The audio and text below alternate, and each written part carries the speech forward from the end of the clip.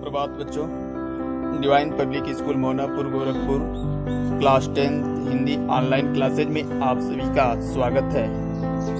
बच्चों, आज हम लोग हिंदी व्याकरण के अंतर्गत अपठित बोध के अध्याय 2 अपठित पद्यांश के बारे में अध्ययन करेंगे। अपठित गद्यांश की ही भांति हम अपठित पद्यांश के अर्थ, उसके हल करने की विधि, उद्देश्य के बारे में पढ़ेंगे, समझेंगे और जानने का प्रयास करेंगे।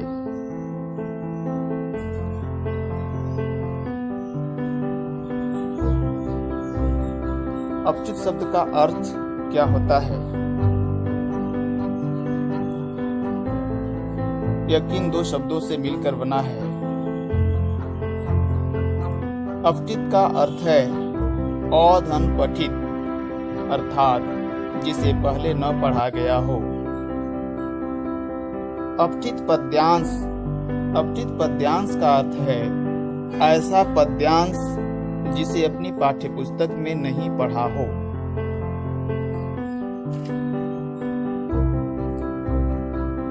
अपठित पद्यांश के कुछ उद्देश्य भी होते हैं।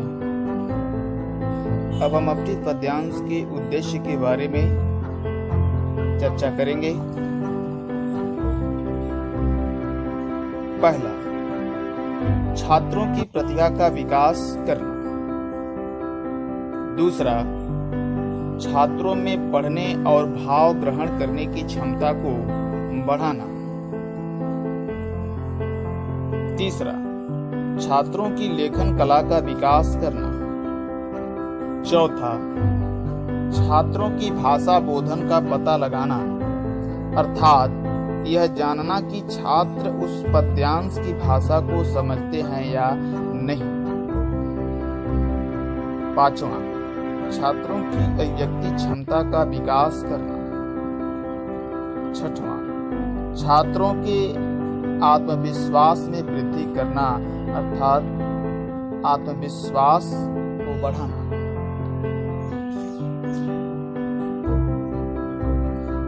अपठित पद्यांश को हल करते समय किन किन बातों पर ध्यान देना चाहिए या अपठित पद्यांश को हल करने की विधि? तो आइए हम देखते हैं अपठित पद्यांश या काव्यांश को हल करते समय किन किन बातों पर ध्यान देना चाहिए या उनके हल करने की विधियां क्या है, कैसे उन्हें हल करते हैं। पहला, पद्यांश को ध्यानपूर्वक 2-3 बार पढ़ना चाहिए ताकि उसका मूल भाव समझ में आ जाए। दूसरा, पूछे गए प्रश्नों को पढ़कर पद्यांश में उनके उत्तरों पर निशान लगा लेने चाहिए या उनके उत्तरों को ढूंढना चाहिए। तीसरा, पद्यांश के अर्थ को समझकर प्रश्नों का उत्तर अपने शब्दों में लिखना चाहिए। ज्यों का त्यों काव्यांश की पंक्तियों को उतारने का प्रयास नहीं करना चाहिए, बल्कि उन्हें पढ़कर समझना चाहिए और समझकर उसे अपनी भाषा में लिखना चाहिए। चौथा, प्रश्नों के उत्तरों की भाषा सरल, संक्षिप्त व स्पष्ट होनी चाहिए। यानी प्रश्नों के उत्तर सरल भाषा में लिखा जाना चाहिए। वाक्य छोटे व अस्पष्ट होना चाहिए। पांचवा, शीर्षक लिखते समय कोशिश करें कि वह छोटा और पद्यांश के मूल विषय से संबंधित हो, मूल विषय से हटकर न हो, उससे मेल खाता हो। छठवां, यदि प्रश्न बहुविकल्पी है, यानी बहुविकल्पी प्रश्न दिया गया है, तो ध्यान से सारे विकल्पों को पढ़ना चाहिए और उसमें से जो सबसे अधिक उचित विकल्प हो उस विकल्प पर निशान लगाना चाहिए।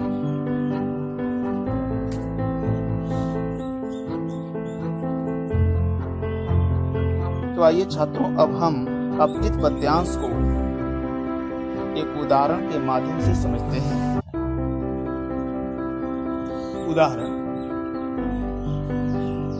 चिलचिलाती धूप को जो चांदनी देवे बना, काम पड़ने पर करे जो शेर का भी सामना, जो कि हंस हंस के चबा लेते हैं लोहे का चना, है कठिन कुछ भी नहीं जिनके है जी में यह ठना, कोस कितने ही चले पर वे कभी थकते नहीं, कौन सी है गांठ जिसको खोल वे सकते नहीं, संकटों से वीर घबराते नहीं, आपदाएं देख छिप जाते नहीं, लग गए जिस काम में पूरा किया, काम करके व्यर्थ पछताते नहीं, हो सरल या कठिन हो रास्ता, कर्मवीरों को न इससे वास्ता, बढ़ चले तो अंत तक ही बढ़ चले, कठिनतर गिरिशृंग ऊपर चढ़ चले।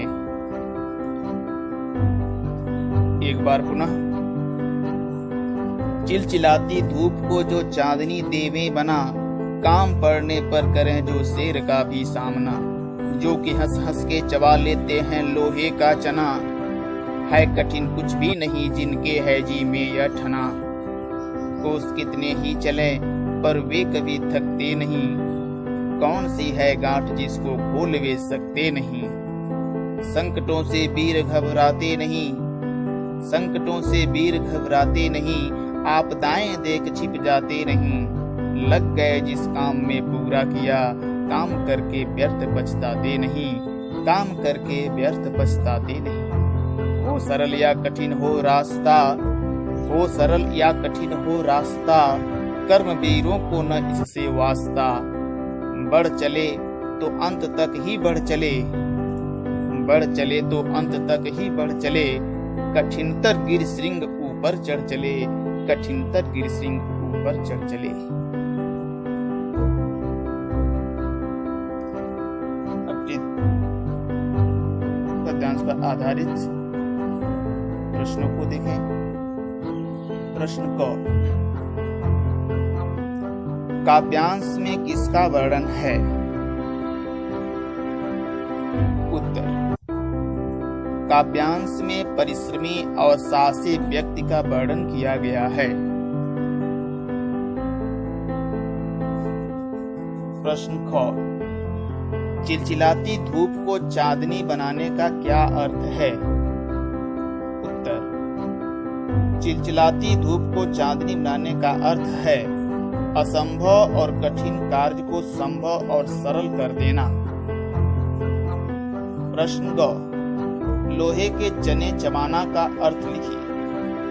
उत्तर: लोहे के चने चबाना का अर्थ है बहुत कठिन कार्य करना। प्रश्न घ: अंतिम पंक्तियों में किन वीरों की बात की गई है, उनकी क्या विशेषताएं हैं? उत्तर: अंतिम पंक्तियों में कर्मवीरों की बात की गई है, उनकी विशेषताएं ये हैं कि वे संकटों से कभी नहीं घबराते, आपदाओं को देखकर छिपते नहीं, जिस काम में लग जाते हैं उसे पूरा करके ही दम लेते हैं, उन्हें सरल या कठिन रास्ते से कोई मतलब नहीं होता, वे जिस रास्ते पर चल पड़ते हैं उसके अंत तक पहुंचते हैं।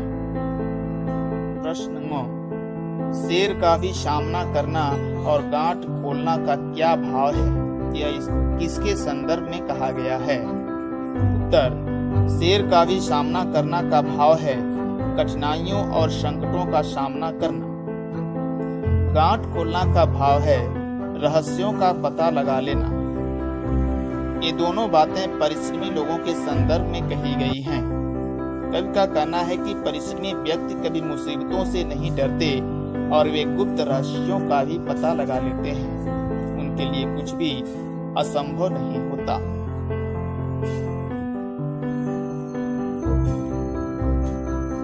तो छात्रों,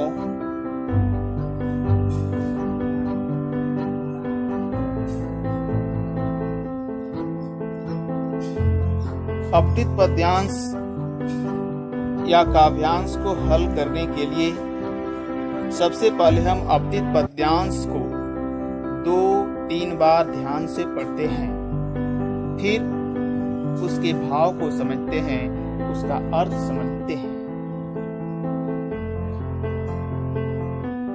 उसके बाद उस पर आधारित प्रश्नों के उत्तर काव्यांश में ढूंढते हैं। प्रश्नों के उत्तर अपने शब्दों में लिखते हैं, न कि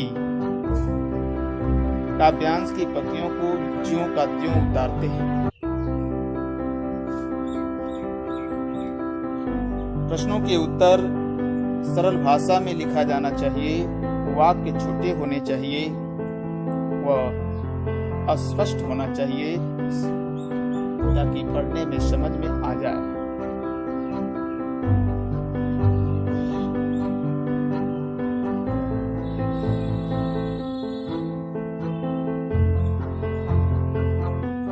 यदि बहुविकल्पी प्रश्न पूछे गए हैं तो उन विकल्पों को पढ़ना चाहिए और उसमें से जो सबसे अधिक सही लगे उस सही विकल्प को चुनकर लिखना चाहिए। शीर्षक का चुनाव करते समय काव्यांश को पढ़कर उसके भाव को समझना चाहिए और पद्यांश से जो शीर्षक मेल खाते हों उस शीर्षक को ही